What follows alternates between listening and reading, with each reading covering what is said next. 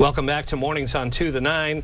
This year, the Berlin and Beyond Film Festival in San Francisco is celebrating its 20th anniversary. And with the rising cost of international distribution for films, it's really one of the few chances you have to see some of these movies. Joining us this morning is the director of the festival, Sopan Soren. Sopan, thanks for coming in. Good morning. 31 years old. I have to, I mean, such a young age to be the director of such a fantastic festival. How did you get to this position? Well, I founded a film festival in Stockton, California about 9 years ago. And I got invited to direct this festival for its 15th anniversary 6 years ago. And I guess we've been doing such good work that we still have it going on. And I think that's the whole point of having annual events, and the fact that we come now to this milestone 20th anniversary of the festival is really, really something. I noticed a little bit of an accent. Do you have any German in you as well? I mean, why are you so interested, or what made you or attracted you to the Berlin and Beyond Film Festival? I think this festival is one of the most unique showcases that I've ever seen in film, and especially San Francisco is one of the cultural hearts of California and also America. And I love international cinema, and I think the labels are there, you know, films from this country or that country, but we're all one human race. And the Goethe Institute, the German Cultural Center, is the one that founded this festival and has been putting on for 20 years. And we're actually, the office is in the Goethe Institute. You know, so I'm around German speakers every day, so I pick up a little bit of the German accent. Is there a unifying aesthetic or unifying themes that we can find in all the movies being offered in your film festival? Well, this year we have a tribute to Berlin this year in the festival.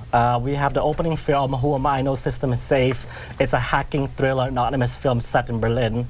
Closing night, we're having a Berlin electronic acoustic band called Alp, and they're performing a live new soundtrack to a classic documentary from 1924 called Berlin Symphony of a Great City. And so we have a tribute to the city itself. So, Paul, can I ask you about the cost of distributing foreign films is apparently on the rise. Yes. What kind of impact does that have? Well, the impact is that because there are fewer studios to pick up films, and there are many more filmmakers making films because technological advantages and resources. Our festival this year, I believe 3/4 of the film the selections don't have distribution, and so we're a rare showcase to show these films to the community. Explain for someone who has never been to a foreign film festival, we've just been watching the movies that just come out in theaters.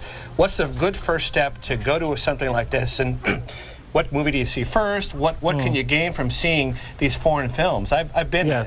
It's fascinating. Well, first of all the films have English subtitles. That's the very first thing. I'm a little rusty on my I didn't want to ask that question, but no, thank you. So that's the very first thing. And the second thing is you have to pick. We try to make the selection as broad as possible. We have films for young people. We have a film called Pasta Detectives for kids. We have films for adults. We have films for people who want to be in love. Someone who's had a heart broken, you know. Films and stories, these are stories we can relate to and connect to, just like music and song. And so we have a vibrant selection of 24 films from Germany, Austria, Switzerland, and stories from around the world. Even a documentary film about an odyssey of an Iraqi family. And that's going to be a 3D documentary playing this weekend. And these are all, not all, but most of them at the Castro Theater in San Francisco? Most of them at the Castro Theater. That's our main venue for the last 20 years. Sopan Soren, Festival Director for the Berlin and Beyond Film Festival in San Francisco. Thanks for coming in and sharing the story. We have posted more information about this festival at KTVU.com. Look for it under the web links section right there on the top of the homepage. Coming up on Mornings on 2 to 9, Sal. Interesting this shirt is getting so much attention.